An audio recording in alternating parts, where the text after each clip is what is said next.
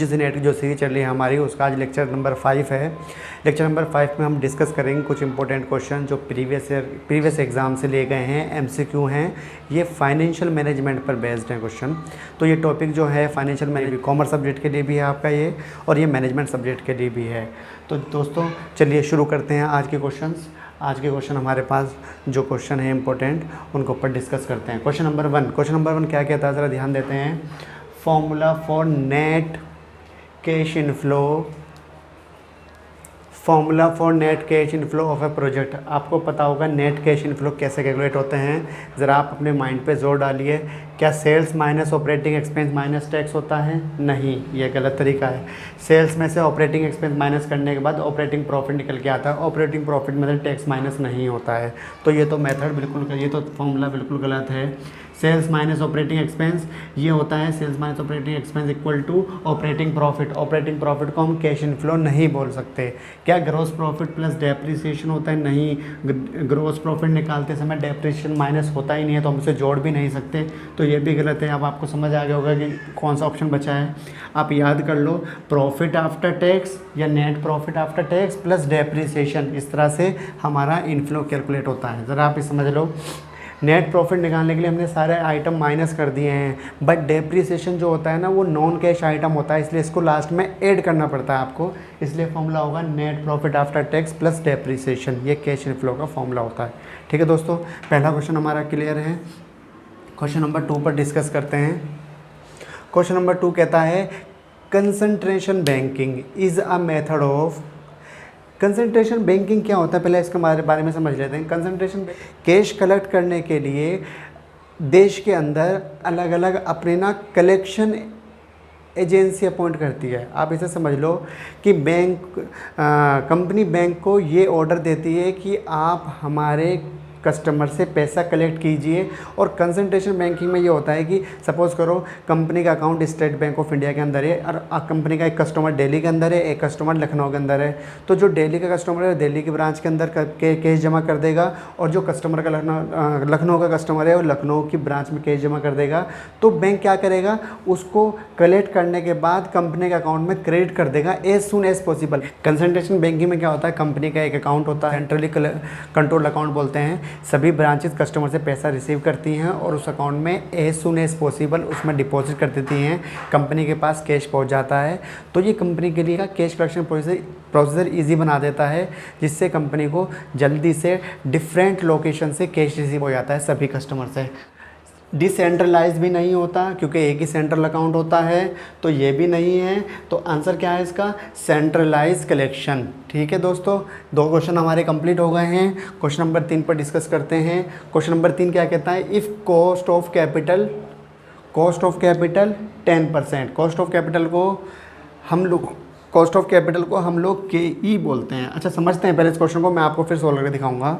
If cost of capital 10%, EPS 10 rupees है हमारा, IRR internal rate of return कितना है, 8% है। रिटेंशन रेशियो जो है, रिटेंशन रेशियो का मतलब होता है कंपनी कितना पैसा अपने पास रिजर्व में रोक लेती है, 60%। इसका मतलब 40% का हम डिविडेंड दे देते हैं। आगे बोला है then the value of share as per Gordon model के अकॉर्डिंग शेयर्स की वैल्यू क्या होगी। दोस्तों इसके लिए आपको एक फॉर्मूला अप्लाई करना पड़ेगा। क्या है फॉर्मूला, मैं आपको समझाता हूँ।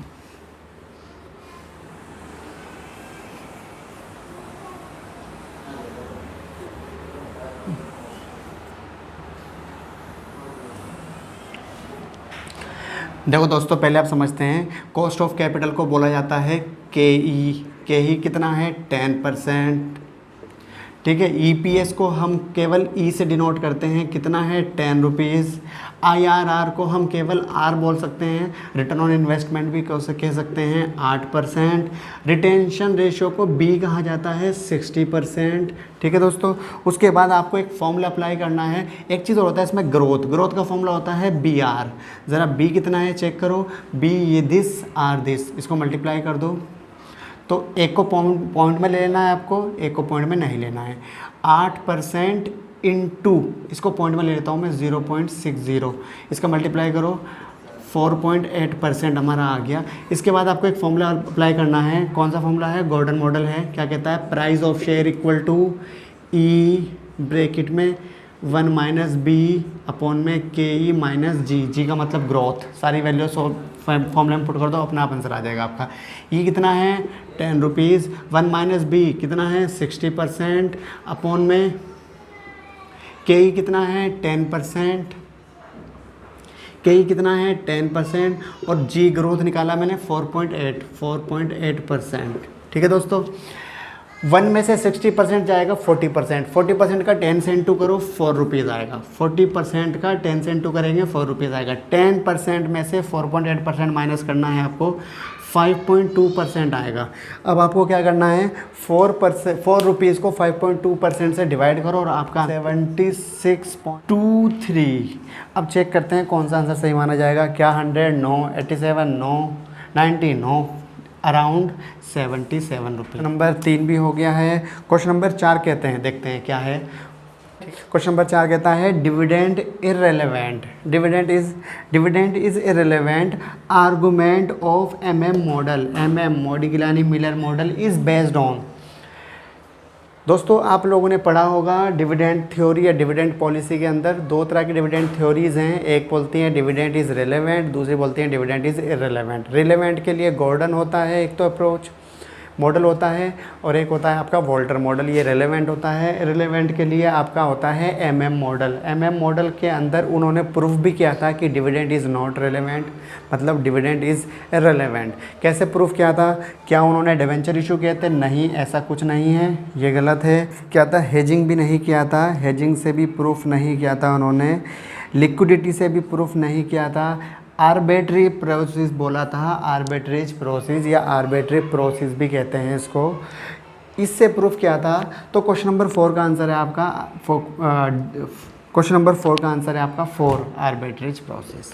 ठीक है दोस्तों, 4 क्वेश्चन क्लियर हो गए और कुछ क्वेश्चन देखते हैं।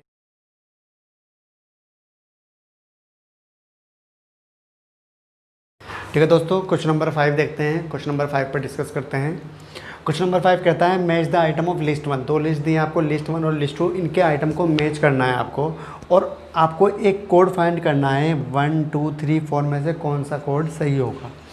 देखो NI अप्रोच जो होता है कैपिटल स्ट्रक्चर का एक थ्योरी है। कैपिटल स्ट्रक्चर में 4 थ्योरीज होती हैं, उनमें से एक थ्योरी है NI अप्रोच।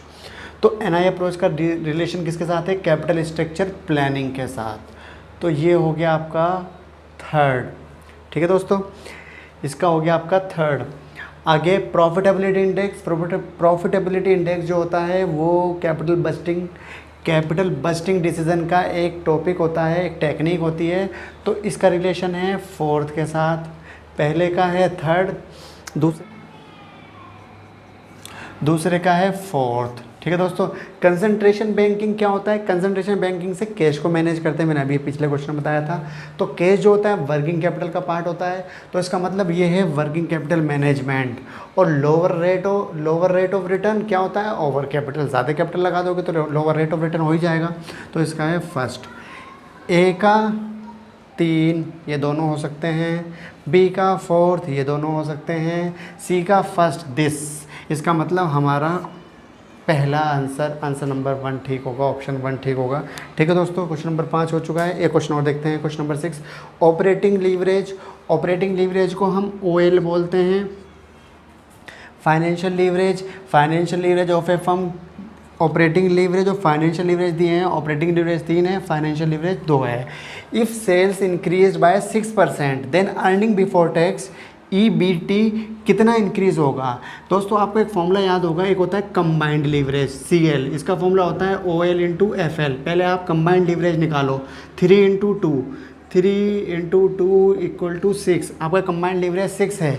ये कंबाइंड लीवरेज ये बोलता है सेल्स अगर 1 यूनिट 1% बढ़ जाएगी तो आपका अर्निंग बिफोर टैक्स 6 गुना 6 टाइम इंक्रीज़ हो जाएगा। जबकि आपकी सेल्स बोला है कितनी 6% इंक्रीज़ होगी, तो 6 को 6 से इंटू कर दो, earning before tax will rise कितना 6 × 6%। तो कितना आएगा आंसर आपका 36 चेक कर लो आप, इसमें तीसरा सही होगा। ठीक है दोस्तों, आज हमने 6 क्वेश्चन पर डिस्कस करें। ये क्वेश्चन फाइनेंशियल मैनेजमेंट से लिए गए थे। आज के लेक्चर नंबर 5 में इतना ही। जल्दी लेक्चर नंबर 6 में दोबारा आपसे मुलाकात होगी। ठीक है दोस्तों, बाय बाय।